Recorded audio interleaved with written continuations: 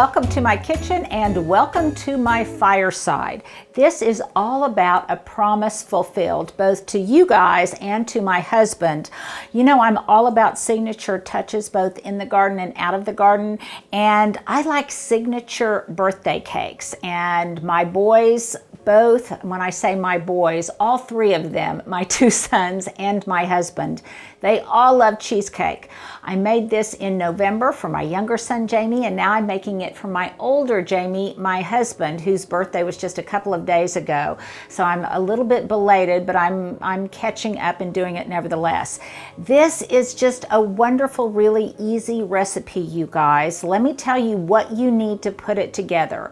Now, it comes from a really wonderful cookbook called Beyond Parsley. You can get this off of Amazon, and I'll make sure to put a link below. What I love about this cookbook, and you can see how many things I've got marked that I make regularly, is the recipes I would consider to be very elegant but also very simple. They don't have a lot of really unusual ingredients. They're not intimidating to make. I really love this cookbook, and I find that as I'm kind of weaning out and culling out a lot of my cookbooks that I don't use anymore, this one definitely is a keeper. So most of the things you may already have in your icebox and in your pantry to make this recipe. Let me kind of run through them real quickly, and of course I will post the recipe itself with all of the ingredients. So first and foremost, obviously you need cream cheese. So I've got 3 things of cream cheese. I'm going to need some butter, need some eggs. Most importantly, if you don't have this on hand, you may want to borrow it from a friend or pick one up. This is a 9-inch springform pan. Obviously, just the indispensable sugar, a bit of flour, some brown sugar, a touch of vanilla. I need some chopped pecans. It is a pecan praline cheesecake after all. And then to make the crust, you're going to need either some graham crackers or, in my case, graham cracker crumbs, because I want to save as many steps and make this as easy on myself as possible. So it comes together pretty quickly. I'm going to share with you a few tips that I've learned after making it a number of different times, but it really doesn't matter how it turns out in the way of appearance, because the taste is absolutely phenomenal. And Stuart, will you attest to that? It's pretty incredible. So let me show how easily this comes together and start assembling my ingredients.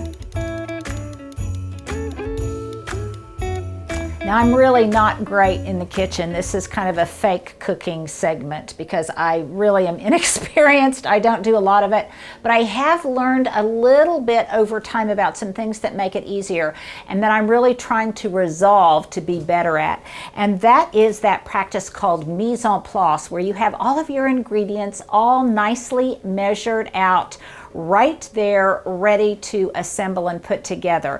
Historically, I've not been good about that, but I'm trying to be better, and one thing that's helping me are these wonderful nesting bowls. Now, I've had these for years, and I don't know why, but it's only recently that I've really started using them to a great extent.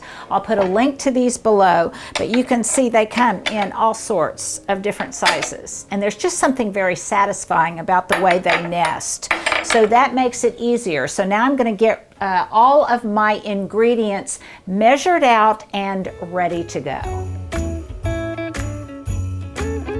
This crust could not come together more easily, and I see these cute little bowls? They just are so helpful. So I've got a cup of graham cracker crumbs in here. I'm going to add 3 tablespoons of melted butter and 3 tablespoons of sugar.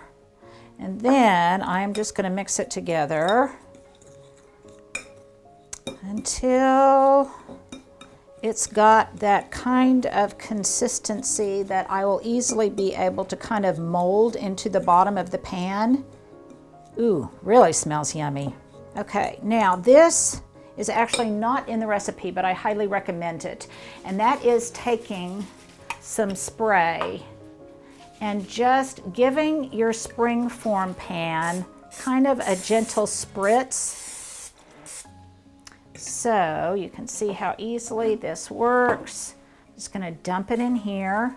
This would be a great thing for a kid to do. Tiny little fingers would be just perfect for just tapping and molding this in place. But I am all about ease. Okay, so I've got it in there. I'm gonna really tamp it down. And then I'm gonna put this in my preheated 350-degree oven for about 10 minutes. Now, I was telling my future daughter-in-law that if she had anything on her wedding registry, it needed to be a KitchenAid mixer because I find them really indispensable. So I've got 3 packages of cream cheese that's been at room temperature already put into the mixing bowl, and I'm going to get that kind of started.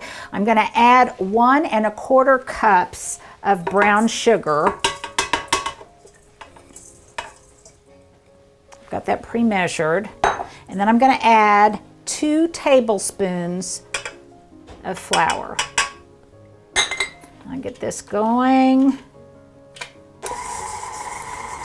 And it really does help to have that cream cheese at room temperature. Now, while this is mixing, let me give you a little hint that I learned when I first started to bake. And that is, if you keep your brown sugar in a canister, some kind of container, and you don't want it to get hard, then put like a bread crust or something in there to absorb the moisture, and that way it keeps your brown sugar moist and really easy to measure. Now, Stuart, would you hand me a spatula from over there?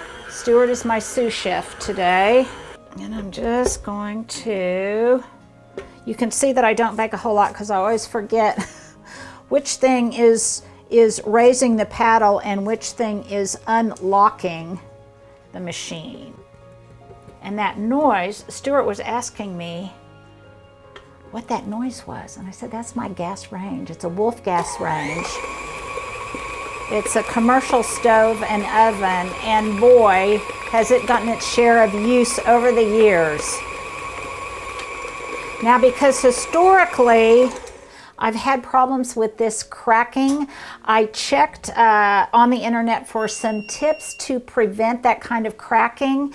And one of them said that in addition to spraying your springform pan, that also when you add your eggs, and I'm going to add 3 eggs individually at a time, mixing after each one, but you don't want to overmix your eggs apparently, because that also, if you overmix them, that can make it more prone to cracking.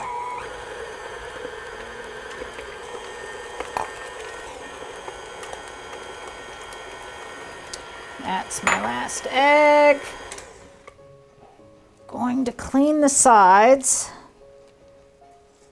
Now, the downside to this is it is very delicious, and it is very addictive, and it's hard not to go a little bit crazy. So I'm trying to beat it enough without overbeating it. Okay, now that I've got the eggs mixed in, I'm going to add 1/2 cup of the pecans and 1 1/2 teaspoons of the vanilla. And once that is blended, I am ready to pour it into the springform pan. Okay, so now all I have to do is put all of this lusciousness into the pan. And the thing about this, as you will discover if you lick the mixer paddle or the spatula or the bowl, is that it is the perfect amount of sweet, just decadent cream cheese and wonderful crunch from those pecans. My mother-in-law used to say that it wasn't worth the calories of eating a sweet if it didn't have a nut in it. And I would say probably pecans are my favorite. Okay, I've got it in the springform pan, and now we're ready to rock and roll. Now, I think I told you I did a little bit of research on things that you might do to prevent cracking. Now, some of you may not care if the surface cracks or not, and I don't really care unless the fissures are so large that it makes a difference in the presentation. But here are a couple more things that you can do to prevent that kind of cracking. Number one, it recommended that you put it on the lowest shelf in your oven. So I definitely can do that, and I didn't overmix the eggs.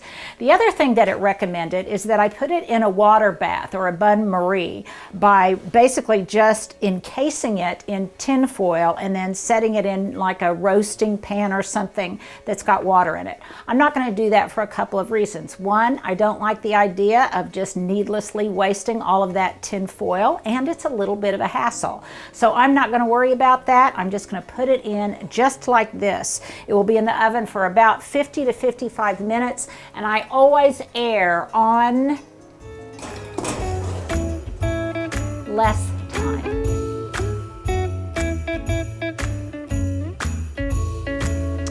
Well, I let it cook for about 50 minutes, and now all I have to do is release it from the edge. Now, I'm not going to lie, this part is always a little bit nerve-wracking because I want to make sure that it releases cleanly. Now remember that I did spray it with some Pam before I made the crust. And I have let this cool pretty well. It's been hard for Stuart to wait because he wants a piece pretty badly, and I kept telling him, Stuart, no, we need to wait a little bit longer, a little bit longer. Now for the release, and let me hold it up for you guys. You can see I've got a little crack there, but not too much. Give it a little shimmy and shake. Voila, it came out. So the next thing I need to do is finish decorating it, or really, I guess, finishing the cake in its totality with the maple sugar and the pecans. So I'm just going to lift the base on here. And I think, if I do say so myself, that's pretty beautiful. Stuart, what do you think? Are you impressed for somebody who's not really a baker? Okay, so then what I'm going to do, and make sure that this is real maple syrup, you guys, and not faux maple syrup. So I am just going to drizzle this around the top. Okay, it's really, I love the way it glistens, and I love the rich color of it. Now it's around Christmas time, but to me this is the quintessential kind of fallish thing, probably because of the pecans. I like a little bit of that syrup drizzling down the edge.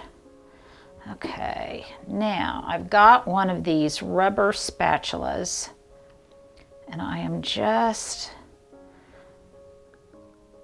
going to spread that across the surface. Now, as I said, some of those things that I did really did prevent it from cracking, and ironically, I think the one crack in the middle almost looks like it's intentional, like it's part of the texture of the cake itself, because I think it's the textures and I love the colors of this. It's very earthy, I think. And then I've got the remaining half a cup of pecans that I'll sprinkle across the top. And I really think that this makes it look special and very pretty. Now, I would not in any way blemish this cake by sticking a candle in it. I don't care if it's for a birthday cake or not. It's just too beautiful by itself. So, I need my grand pup Goose to be here to eat my spillings, but she's still at home. Okay, there you go, guys. I am pretty pleased. I think this is maybe the 6th time I've made this cake, and I have to say that those measures that I took, putting it on the lower rack, not mixing the eggs too much, I didn't use the bain-marie, and I think that was okay. And then just making sure that I had a soft jiggle and not a slothy wiggle at the end, made for the perfect degree and the perfect timing on cooking it. So I think it's really beautiful. I promise you guys, you will not regret making this praline cheesecake.